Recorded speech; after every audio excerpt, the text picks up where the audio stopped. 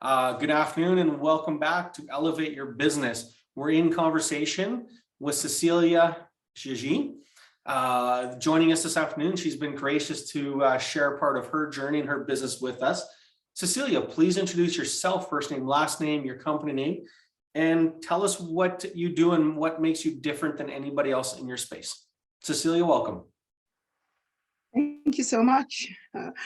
My name is Cecilia Jeje, and my business is BCINC Canada. So providing business process improvement services. What makes me unique is that we bring a unique value to businesses in our ability to accurately pinpoint exactly where you need to improve so that we eliminate trial and error, save you money before you get started on doing any improvements.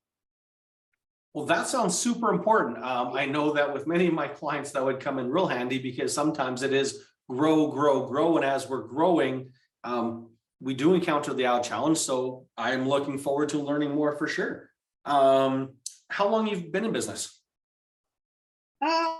I have been in business for, I'm trying to, on and off. I used to be, before I went into oil and gas, I used to own my own consulting company.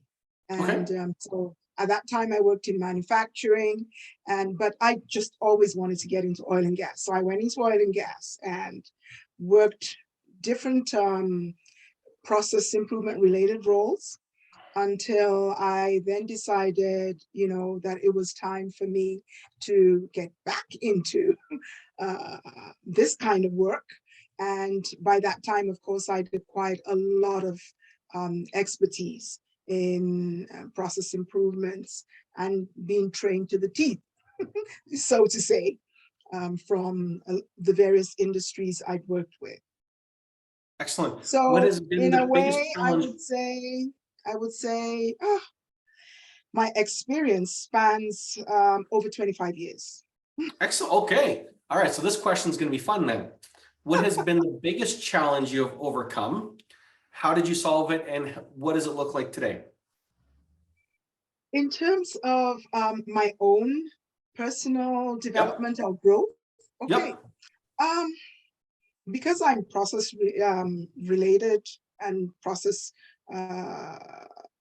oriented, most of the traditional issues that most business owners encounter don't typically apply to me because I plan everything.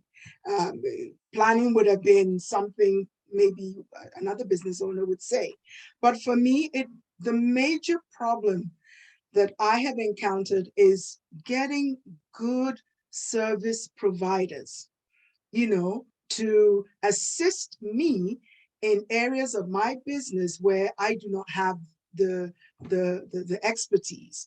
Because it is so important to get the right people to do your socials, to do your marketing, to do all those other things for you. But unfortunately, I have run into some serious issues where I've not been able to easily get the right people, and so 3 iterations down the road, I finally find someone, and it's like, where have you been? So is that just so you resolved it simply with perseverance and kind of quick to slow to hire, quick to fire. If it's not a fit, move on to the next person and a little bit of trial and error. Okay. Yeah. So as a friend of mine put it once on one of the earlier interviews we did, he put it this way: he got his PhD in persistence and stubbornness. Woohoo! I agree with that. All right.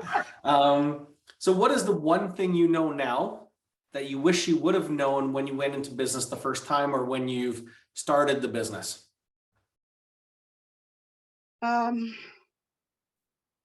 Learning to seek help early. Not find myself up in knots before I then sought for help. Learning to delegate well, and also to outsource, because jack of all trades, you're master of none. So that sounds a whole lot like a summary of trust. So would it just be trusting yourself to ask for help, and then onboarding and trusting other people to help you in your journey? Absolutely. Okay, I'm gonna write that one down. We're gonna make that one chapter 17 in the book. Trust. What are the top 3 challenges that you or your industry face in the next 24 to 30 to 18 to 24 months? In a way, let me think that one through. I think one would be integration of non-traditional business models. Because, we've all moved out of offices. We're now working from home. We've got the hybrid. There are different business models right now, and those all require different systems and processes that you need to operate them. So I think that is going to be one area that a lot of businesses are going to be, sort of working themselves into. The second, I think, is visionary planning. Too many businesses are operating on systems and processes that derived by default. So it was not by design. And so there's really not been that visionary planning concept to it. And as a result, this creates a lot of self-inflicted business chaos.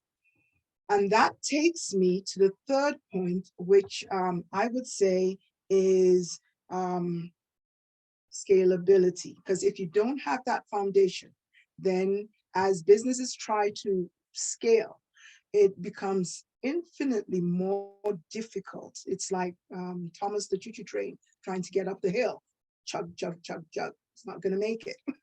So I think 2 and 3 seem to tie into each other, but the systems and processes whereby we can work in this integrated new world model that we're operating, and conduct audits, do all the things that we would physically do before. We now have to do a lot of them online, is where I think we would be growing and developing.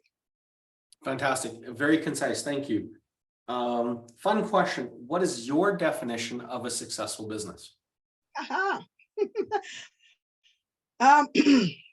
A successful business to me is one that has a vision. You've got to have a vision. You've got to have your mission, and you've got to have your how. How are you going to get there? If you have your vision and your mission, you've got your business plan sitting, gathering dust on the shelf behind you, it ain't going to cut it. But if you've got your how, you've got your goals, and you've got the tactics, the strategy and the tactics, and you're working towards that, then I see that as a successful business. Thank you. It sounds cliche, but it really is. So that being said, what is your mission and vision for your company? My mission and my own vision is to be the service provider, the hand-holding service provider of choice for small and medium-sized business owners, to work their way through their pain points and bottlenecks in North America, Canada, and the US. So I want to be able to provide them with that service. In the future, that's where I want to be. But then I'm working towards that right now. Excellent. Last question, my favorite question, what do you want to be known for? I want to be known for quality work, integrity, being someone of integrity, and paying a lot of attention to detail, providing out of the box solutions. You know, not necessarily, you know, Six Sigma, you know, throwing out all the different process improvement terminologies, but applying them in a way that can suit different businesses. Excellent. Well said. And for the folks out there, Cecilia, where can they get more information? I'm assuming you have a website or LinkedIn. Give us the plug. Where can we find you? You can find me on LinkedIn. Just type my name in, Cecilia. Jeje, you'll find me. I'm the only one, by the way. All right, that's helpful. You won't find 100 Cecilia Jejes there.